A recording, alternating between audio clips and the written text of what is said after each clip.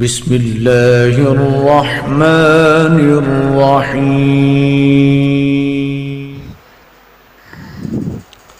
نحمده ونصلي على رسوله الكريم أما بعد فأعوذ بالله من الشيطان الرجيم بسم الله الرحمن الرحيم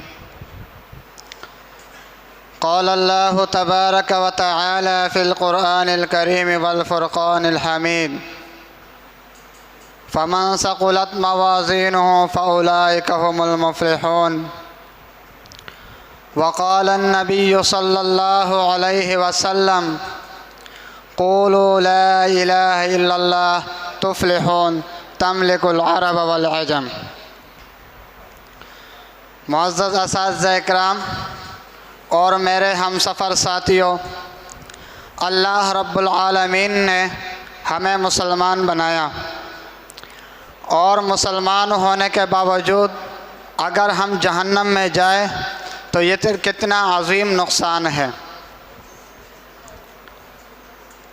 اللہ رب العالمین کے ہاں کامیاب اور کامران لوگ کون ہیں، میں آپ کے سامنے بیان کر دینا چاہتا ہوں۔ اللہ رب العالمین نے ہمیں پیدا فرمایا، سب سے پہلا کامیابی کا ایک اصول ہمیں دے دیا۔ اللہ رب العالمین نے قرآن کریم میں ارشاد فرمایا وَمَا خَلَقْتُ الْجِنَّ وَالْإِنسَ إِلَّا لِيَعْبُدُونَ، کہ میں نے جنوں اور انسانوں کو صرف اپنے عبادت کے لیے پیدا کیا۔ اگر ہم رب العالمین کی عبادت کریں گے تو ہم کامیاب اور کامران ہوں گے اللہ کے نظر میں۔ دوسرا اصول ہمیں عطا کیا، اللہ رب العالمین نے قرآن کریم میں فرمایا یا ایھا الذین آمنوا اطیعوا اللہ واطیعوا الرسول ولا تبطلوا اعمالکم، کہ اہل ایمان اللہ اور اس کے رسول کی اطاعت کرو اور اپنے اعمال کو برباد نہ کرو۔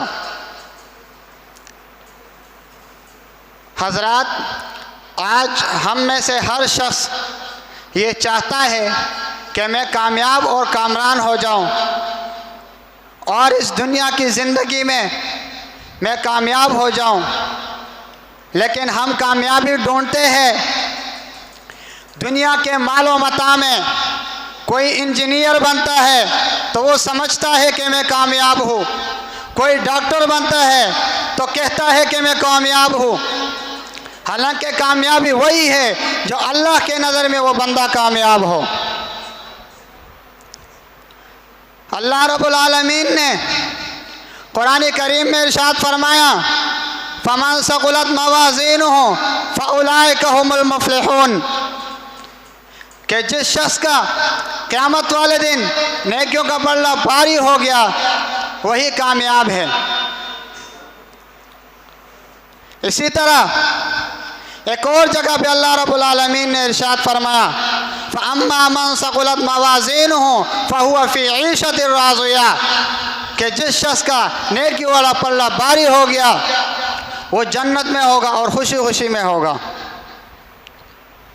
اور آج ہمارا عالم یہ ہے کہ ہم دنیا کی چیزوں میں کامیابی ڈھونڈتے ہیں۔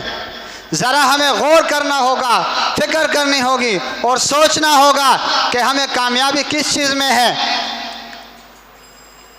اگر دنیا کے مال و متاع میں کامیابی ہوتی تو سب سے زیادہ مال و متاع قارون کے پاس تھا، کیا وہ کامیاب ہوا؟ نہیں ہوا۔ اور اس کے مقابل دیکھیے حضرت بلال حبشی رضی اللہ تعالی عنہ، جو ایک غلام ہے، کچھ بھی نہیں ہے، لیکن دین اسلام پر عمل کیا ہے، وہ کامیاب اور کامران ہوا۔ آج 1400 سال تک اس کا نام لیا جاتا ہے اور اسے مؤذن رسول کے لقب سے جانا جاتا ہے۔